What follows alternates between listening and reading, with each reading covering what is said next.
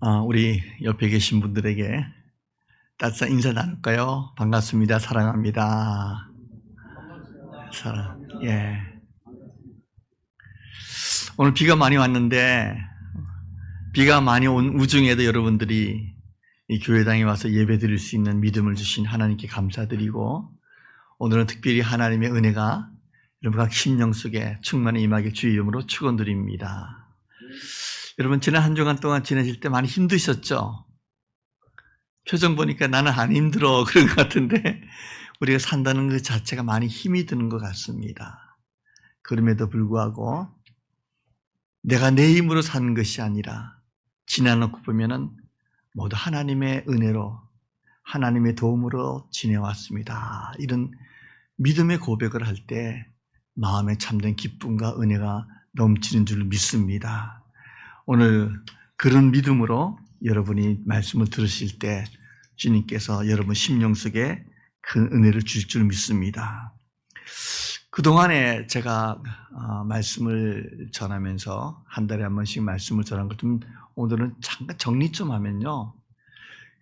이 성경이 참 이렇게 두꺼운 책인데 이 성경을 한마디로 말하면 도대체 어떤 거냐. 우리 성경을 읽는 분도 있고 또 암송하는 분도 있고 많이 있지만은 성경 지식이 많은데 토막으로 알고 있지만은 한 문장으로 하면은 뭘까? 그것이 바로 사도행전 5장 42절에 나오는 예수가 그리스도라는 겁니다. 딱 한 문장으로 예수가 누구냐? 예수가 그리스도다. 이것을 초대교회 사도들이 깨닫고 이것을 증거한 겁니다. 예수가 그리스도라는 사실을 증거했어요. 그러면은 사도들이 이걸 예수가 그리스도라는 사실을 어떤 확신 가운데서 어떤 증거 가운데 전했느냐? 우리는 뭘 믿는다 그러면 증거가 있어야 되잖아요. 그 증거가 바로 예수님의 부활입니다. 예수님이 십자가에 돌아가신 것 사도들이 다 보았어요. 인간적으로 보면은 절망이에요. 자기들이 3년 동안 모든 것을 버리고 쫓아온 그 예수님을 믿었는데 그 예수님이 한순간에 강도 들어갈 것처럼 십자가에 죽었단 말이에요. 그래서 이제 끝장이구나. 내가 투자를 잘못했구나. 그런 마음으로 또 자기 지도자가 죽었기 때문에 자기들도 죽일까 봐 그냥 죽음과 두려움 속에 뭉쳐 있는데 그때 예수님이 성경대로 약속한 대로 3일 만에 부활하신 몸으로 나타난 거예요. 얼마나 놀랐겠습니까? 여러분 한번 상상해 보십시오. 여러분들이 만약에 예수님의 제자라면 어떻게 하겠어요? 아니 3일 전에 장사 치렀는데 갑자기 이곳에 다시 나타났다.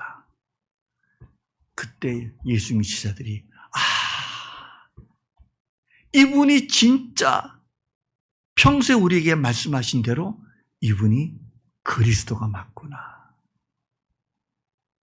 그리스도란 구약의 단어는 메시아예요. 헬라어는 그리스도예요. 영어로는 로드예요. 우리나라로 말하면 주님이에요. 그래서 부활하신 주님을 예수님 제자 가운데 똑똑하고 의심하는 도마가 보고 얘기한 거예요. 나는 못 믿겠다. 죽은 사람이 어떻게 살아나? 뻥치지 마라. 못 믿겠다 했지만은 부활하신 주님이 도마에게 나타날 때 도마가 한 말이 당신은 진정 하나님의 아들이요 그리스도입니다. 이 고백이 사도들의 초대교회 신앙 고백이에요. 이걸 증거한 거예요.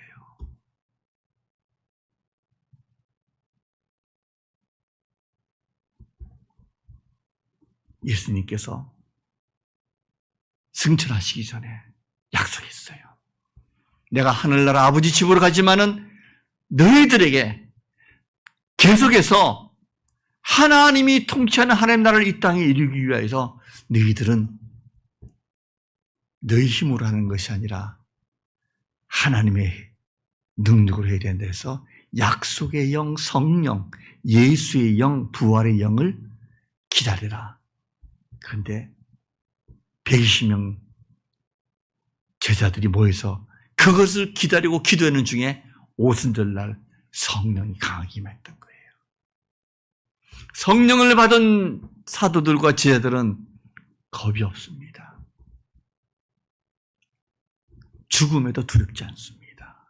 성령의 능력이 가득하니까 예수의 영으로 무장돼가지고 유대인들에 가서 전하는 거예요. 예수를 죽인 종교 지도자 앞에 전하는 거예요. 사랑하는 이스라엘 백성들아, 예수님이 부활한 거 우리 눈으로 직접 보았다. 그러니 그가 진정 하나님의 아들이요 그리스도다.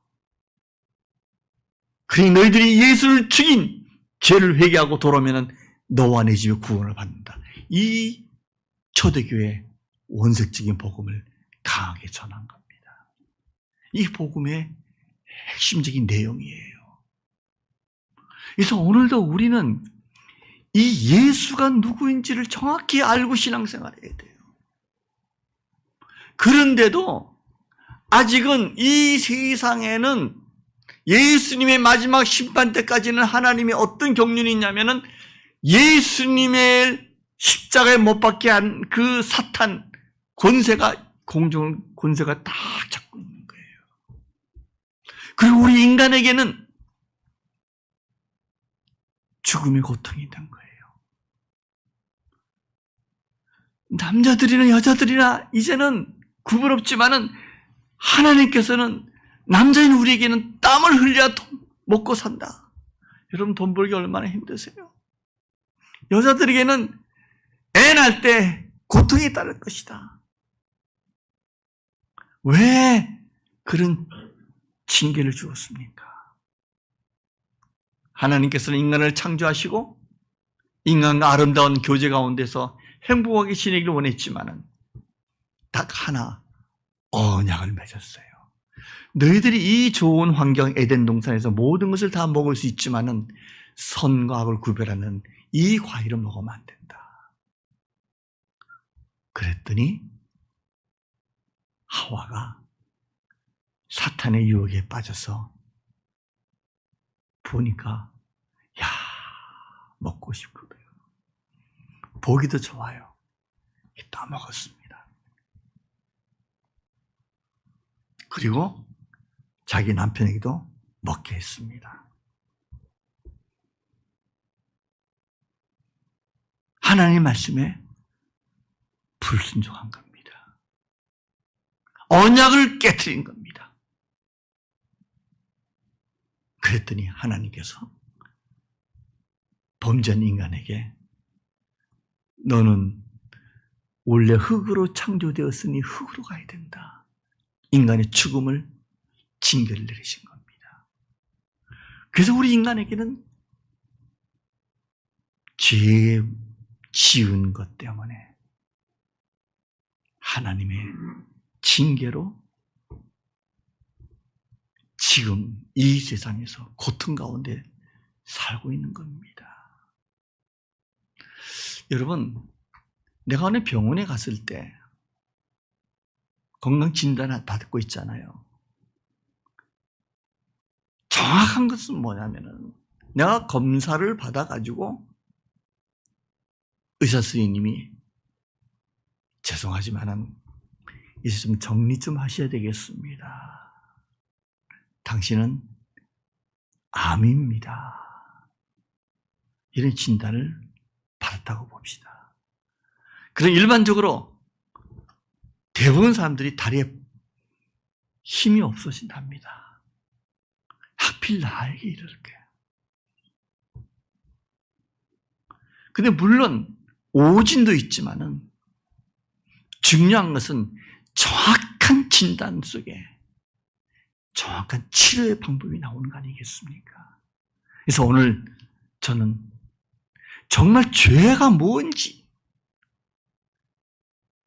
우리를 죽음에 이끌었던 그 죄가 뭔지, 어떤 게 죄인지, 또 해결책은 없는지, 그것 좀 살펴보길 원합니다.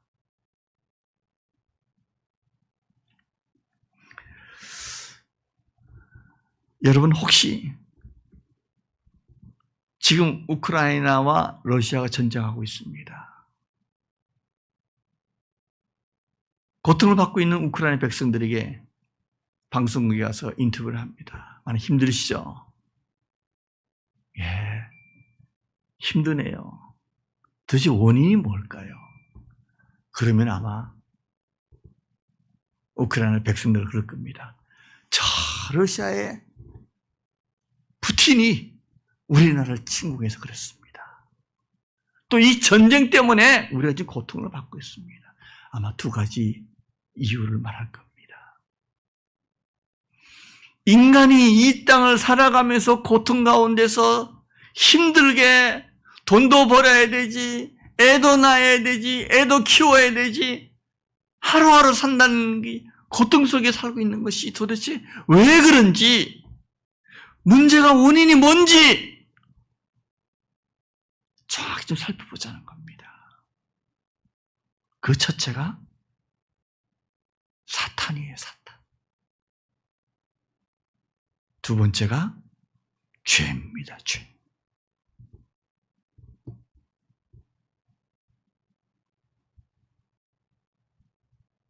이 죄의 문제를 정확히 알아야 돼요. 이 죄를 어떻게 치료하면 되는지. 나이 드신 분들은 좀 아시겠지만은 혹시 우리나라에 코미디계의 황제라고 국회의원까지 하신 분이 있습니다. 누군지 아시겠습니까? 이주일 씨라고. 이주일. 기억나십니까? 민지사님 기억나세요? 네. 기억나시죠? 네. 그분이 공익 광고 CF로 나온 적이 있어요. 뭐로 나왔습니까? 여러분, 절대 담배 피지 마세요. 그분이 마지막에 폐암으로 돌아갔어요.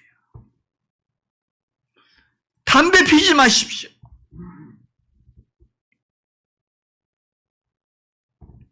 이주일 씨는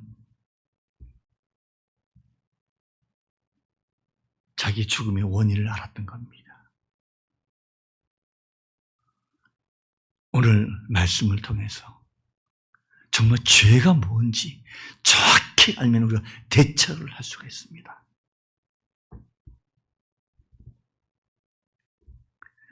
인간의 죄를 범했을 때 처음에 창세기 3장 6절에 보면은 하와가 먼저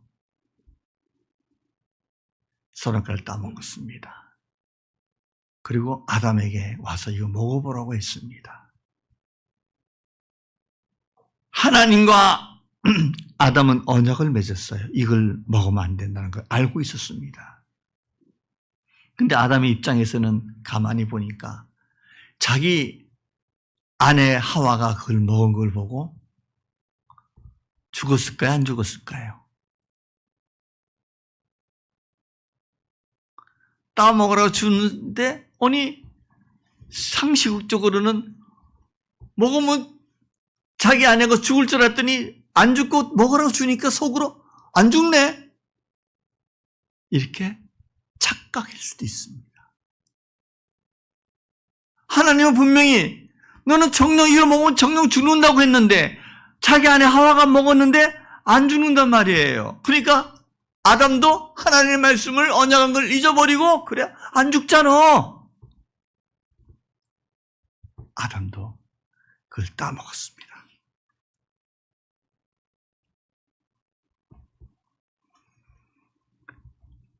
아담은 하나님과의 언약을 잘 알고 있지만은 중요한 거는 믿질 않았다는 겁니다. 아는 것하고 믿는 것하고는 달라요. 여러분 잘 들으세요. 내가 아는 것은 신념으로 나타날 수도 있어요.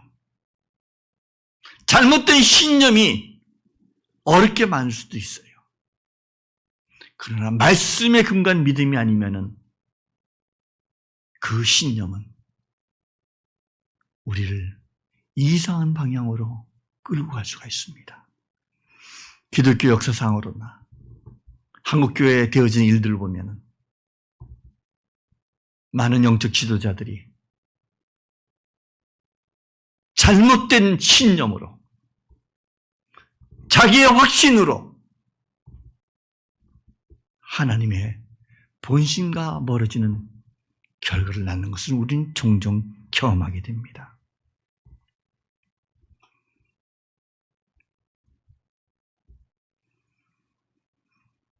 우리가 호세아 6장 7절에 보면은 이런 말씀이 있습니다.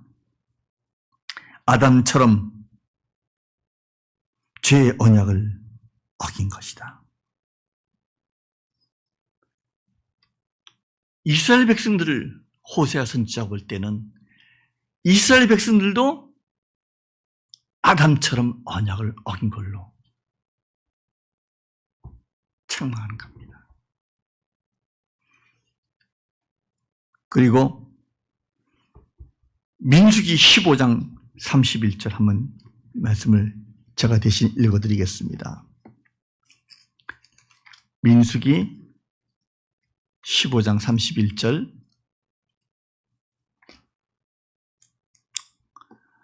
그런 사람은 여호와의 말씀을 멸시하고 그 명령을 파기하였으니 즉 그 제약이 자기에게로 돌아가서 온전히 끊쳐지리라.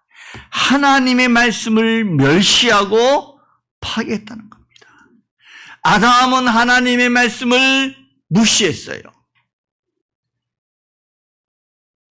자기 아내가 선악과를 따먹었는데도 금방 죽지 않은 걸 보고 하나님의 말씀을 멸시했어요. 그걸 파기했습니다. 우리도 종종 하나님의 말씀을 멸시하고 무시할 경우가 있습니다.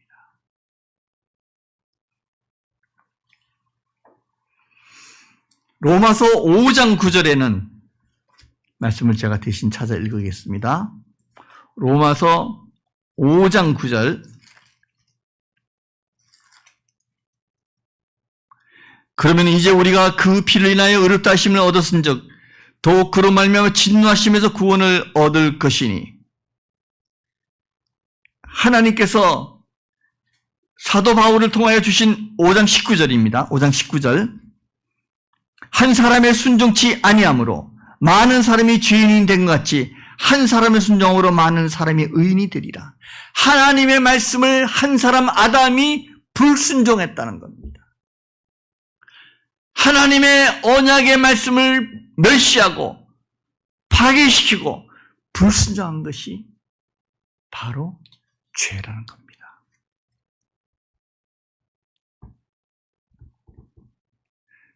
사도행전 8장 23절에는 죄의 속성에 대해서 이렇게 얘기해 주고 있습니다. 사도행전 8장 23절을 제가 읽어드리겠습니다. 8장 23절에 살아계신 하나님의 말씀이 이스라엘 백성들에게 선포될 때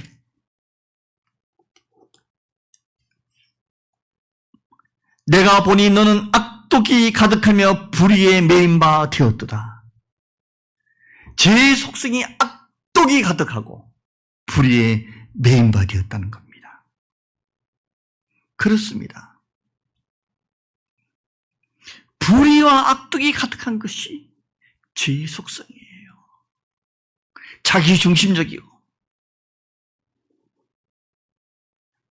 자기 해석이, 사탄이 유혹한 것에 대해서 자기 기준으로 해석하고 받아들이는 거예요. 우리가 죄 지을 때 종종 그렇게 합니다. 아, 이 정도야 괜찮겠지. 이것쯤이야. 하나님의 말씀을 잊어버리고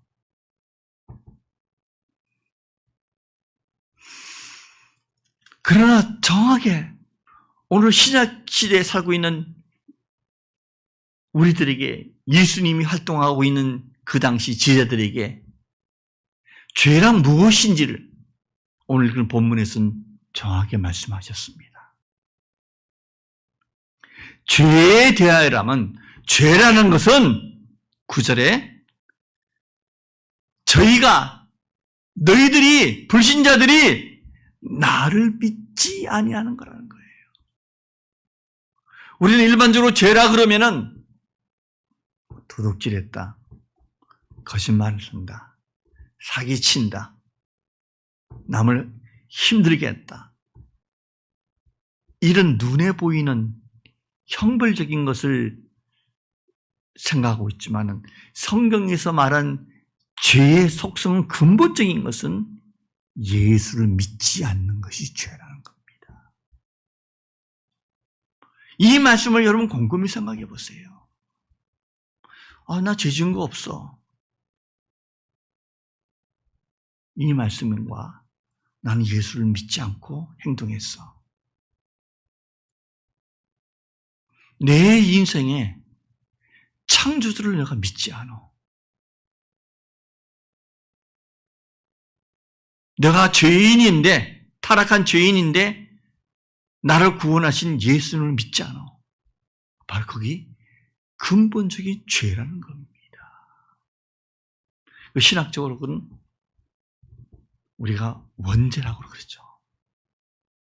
또 자범죄라고 일반 지은 죄를 말하지만 근본적인 죄는 하나님을 믿지 않는 거예요. 근데 구체적으로 하나님이 영이시기 때문에 눈에 보이지 않기 때문에 믿기가 어려운 우리의 연약함을 아시고 하나님께서 믿을 수 있는 길을 열어주었어요. 하나님의 아들 예수님을 사람의 모양으로 이 땅에 태어나게 하시고 그분을 통하여 그분이 우리 죄를 위하여 십자가에 죽었다는 사실을 받아들이고 그분이 진정 하나님이시구나. 우리를 죄에서 구원하실 그리스도구나. 그를 믿는 자가 바로 죄의 문제를 해결할 수 있다는 이 하나님의 놀라운 구속 계획 속에 하나님이 우리에게 은혜를 주어서 예수가 그리스도임을 믿고 예수가 하나님임을 믿고 구원의 기쁨 속에 있는 분들이 하나님 감사합니다. 하나님 감사합니다. 나 같은 죄인을 구원해 주시고 하나님 자녀 삼아 주었으니 하나님을 찬양합니다. 하나님 영광 받으세요. 이것이 예배예요. 구원받은 사람들이 모여서 하나님 구원의 은혜를 찬양하고 감사한 것이 예배예요. 무슨 교회 와서 예배 드리면 무슨 복 받는다? 이게 아니에요. 근본적으로 왜 예배를 드리느냐? 나는 죄의 노예였어. 죄의 종이었어. 그런데 하나님이 나를 택해가지고 자녀 삼기 위하여 믿음을 선물로 주었고 그 믿음을 통하여 하나님을 믿었으니 참 감사해. 그런데 하나님이 영이셨어. 근데 하나님이 이 땅에 사람으로 태어나셨어. 사람으로 태어나신 분이 바로 하나님의 아들 예수 그리스도야. 그러니까 사람으로 태어나신 예수님을 하나님으로 받아들이고 믿고 하나님을 통하여 감사하는 마음으로 믿음으로 예수님을 나의 그리스도로 주로 섬기면서 사는 이 삶이 내 죄를 용서받으니까 나는 자유함을 얻었어. 내 인생의 죽음의 문제를 해결받았어.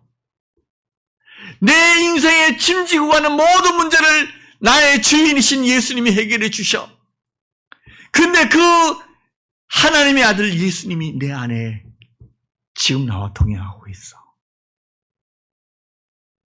이걸 하나님이 우리에게 주시기 위하여 하나밖에 없는 아들을 이 땅에 보내주었다는 겁니다. 바로 그 엄청난 죄를 해결하기 위하여.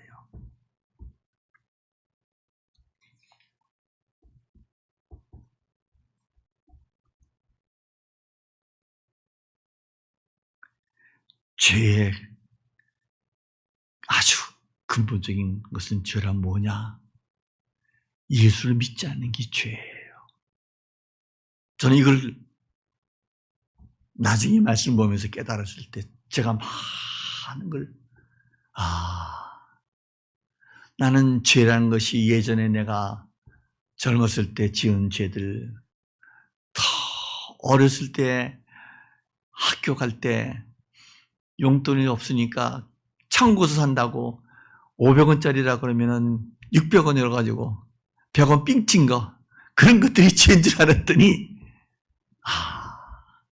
예수를 믿지 않는 것이, 하나님을 믿지 않는 게 죄구나. 근본적인 것을 알고부터는 늘 그래, 네 안에 예수님이 계시지. 예수님을 의뢰하고 믿는 것이 나를 거룩하게 하고 성결케 하는 거야. 그런 믿음으로 살다 보니까 하나님께서 저를 구별해 주시는 것 같아요. 가능하면은 죄와 가까이 하지 않는 그런 환경 속으로 지내게 되고,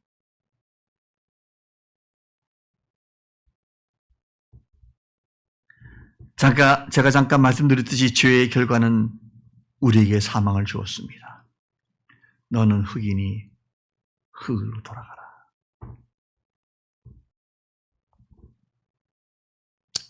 인간의 근본적인 어려움의 문제의 첫째가 사탄이 우리에게 줬다면, 두 번째는 그 문제로 인해서 죄인데, 이 죄의 결과가 바로 죽음이었습니다.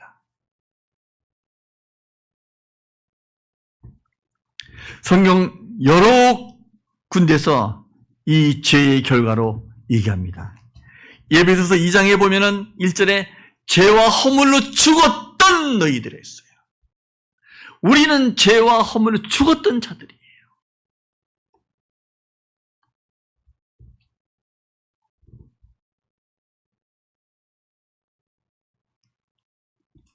로마서 3장 23절에도 우리 잘 아는 말씀이죠. 주님께서 사도 바울을 통하여 로마서 3장 23절에 모든 사람이 죄를 범하였음에 하나님의 영광에 이르지 못하더니, 하나님은 의로운 분이세요. 우린 불의한 자들이에요. 죽었던 자들이 하나님께 나갈 수가 없는 겁니다. 로마서 6장 13절에 주님께서 우리에게 또 이렇게 말씀하고 있습니다. 또한 너희 지체를 불의의 병기로 죄에게 드리지 말고 오직 너희 자신을 죽은 자 가운데 다시 산 자같이 하나님께 드리며 너희 지체를 의의 병기로 하나님께 드리라고. 그렇습니다. 6장 23절에도 주님께서 우리에게 죄에 대해서 죄의 삭은 사망이요, 하나님 은사는 그리스도 예수 우리 주 안에 있는 영생이니라. 죄의 삭은 사망이라는 거예요. 죄의 결과는 죽음과 사망입니다. 자, 우리 인생의 여러 가지 어려운 문제들은 바로 사탄으로부터 공격받아서 그렇고, 또 하나는 죄의 문제예요. 그 문제로 우리는 지금 고통 속에 살고 있다는 겁니다. 그래서 아무리 위치가 높은 왕이라도 이 죄 문제를 해결하지 않고서는 늘 하나님 앞에 죄인된 모습으로 기도하는 것을 시편에 우리 종종 믿음의 선진을 통해서 볼 수가 있습니다. 다윗 왕도 그랬습니다. 내가 죄 중에 태어났다고 고백합니다. 우리가 인생을 살아가고 있는 과정을 보면요, 죄와의 싸움이에요. 사탄과의 싸움이에요. 그 영적 싸움이에요.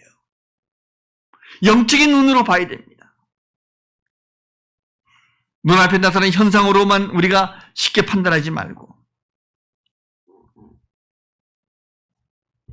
죄 가운데 있는 우리 인생들은 마치 창세기 6장 5절에 보면은 노아 홍수 때 인간의 모습과 똑같습니다. 얼마나 타락된 모습입니까? 동성연애자들의 모습, 그걸로 인한 사회적인 여러 가지 모순된, 이것이 정치권에까지 가서 우리 사회를 더 병들게 만들까 심히 두려워하고 그걸 막으려고 애를 쓰고 있습니다.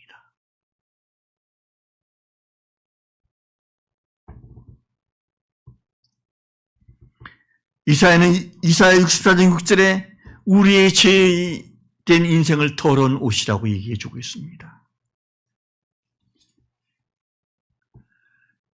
정말 우리의 모습이 사탄의 공격을 받아서 아담이 불순종하여 지은 죄로 말미암아 우리는 죄 가운데 더러운 옷을 입고 있는 그런 존재였다는 겁니다. 정확하게 영적으로 우리 모습을 진단을 받았습니다. 이제는 어떻게 해야 됩니까? 치료해야 되지 않습니까? 그 치료가 바로 하나님의 아들 예수 그리스도입니다. 자, 하나님께서는 인간을 구원하실 방법으로 어떤 방법을 택했을까요? 레위기 17장 11절에 보면은 이런 말씀이 있습니다. 제가 말씀을 읽겠습니다. 17장 11절에 보면은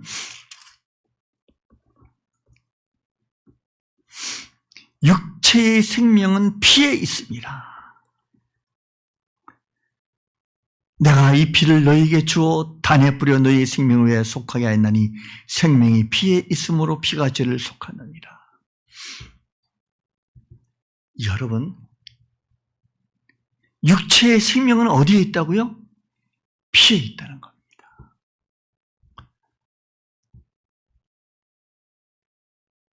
제가 오늘 예배 전에 잠깐 먼저 와 있는데 제 오래된 친구한테 전화가 와서 전화를 받았습니다.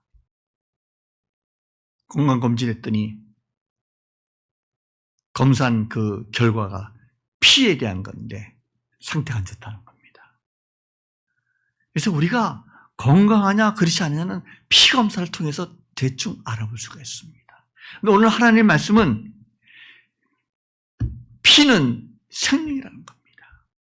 그래서 하나님께서 죄로 말미암아 죽었던 인생을 살리기 위하여 그의 아들의 피를 대신 희생제물로 드리는 방법을 택하셨고 그것을 사랑에 의해서 실천하신 겁니다.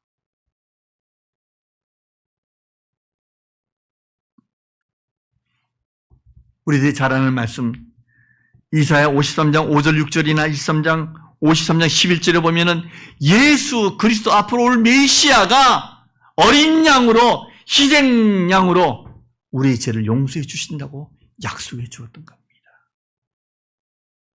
그러니까 아담이 지은 죄를 해결할 수 있는 방법은 피로 인해서 생명인 피로 인해서 해결돼야 되는데 그 생명인 피는 구약에는 양이나 소나 이걸 잡아서 제사를 통해서 용서를 받았는데 너무 번거롭단 말이에요. 그러나 하나님은 단번에 할 수 있는 그의 아들 예수님을 어린 양으로 이 땅에 보내셔가지고 십자가의 어린 양 희생제물로 피 흘려서 우리를 죄에서 구원해 주셨다는 겁니다. 할렐루야. 그래서 우리에게 너희는 죄인이다. 죽고 사망할 수밖에 없는데 내 아들 예수를 통해서 너희는 구원의 길을 열어놨으니 너희의 죄를 해결을 받을 수 있는 것은 예수를 믿으면 된다. 예수를 믿는 것이 너의 죄를 해결하는 것이다. 다른 방법은 없다는 겁니다. 요한복음 14장 6절에 나는 길이요 진리요 생명이니 나로 말미암지 않고는 아버지께 올 자가 없다는 겁니다. 우리는 창조주 하나님부터 태어난 존재들입니다. 하나님께 갈 수 있는 길은 오직 예수 그리스도밖에 없습니다. 그 예수 그리스도가 나의 죄를 위하여 십자가에서 희생제물로 돌아가심을 내가 믿습니다. 주님이 내 죄를 위하여 십자가에 돌아가셨으니 내 믿음을 받아주시고 내 죄를 용서해 주신 걸 감사합니다. 이렇게 고백할 때 주님이 영으로 내 안에 영원한 생명을 주시고 하나님 자녀 삼아 주시겠다는 겁니다.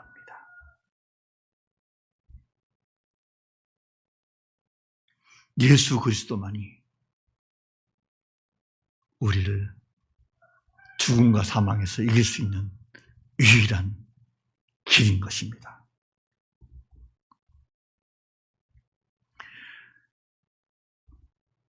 왜 예수님만 우리의 구원자가 되십니까? 마태복음 21장 예수님에 대한 이름의 뜻이 나옵니다. 마태복음 1장 21절에 제가 말씀을 읽어드리겠습니다. 1장 21절에 예수님이 태어날 때 예언이 된 건데 아들을 낳으려니 이름을 예수라 하라. 이미 장명이 됐죠. 이는 그가 자기 백성을 저희 죄에서 구원할 자이십니다. 예수라는 이름에 우리를 죄에서 구원할 구원자임을 이미 예언된 겁니다. 요한복음 1장 29절에 사도 요한은 세상 죄를 지고 가는 어린 양이라고 말씀했습니다. 예수님을 보는 순간에 예수님보다 먼저 6개월 전에 태어난 제자 요한은 예수님을 세상 죄를 지고 가는 어린 양으로 했습니다. 예수님이 언약의 약속자로 우리 죄를 해결해 주신 분입니다. 여러분 한 주간 지내실 때 예수를 믿는 믿음으로 죄로부터 승리하시고 예수가 내 안에 있으므로 나는 이제 예수의 능력으로 사는 거야. 나이와 상관없습니다. 능력과 상관없습니다. 나는 예수님의 은혜로 사는 사람입니다. 이 믿음으로 한 주간 승리한 여러분 되시길 주 이름으로 축원드립니다. 우리 다 같이 일어나셔서 우리 오늘 말씀을 한 1분 정도 묵상 기도 드리시면서 예배를 마치겠습니다.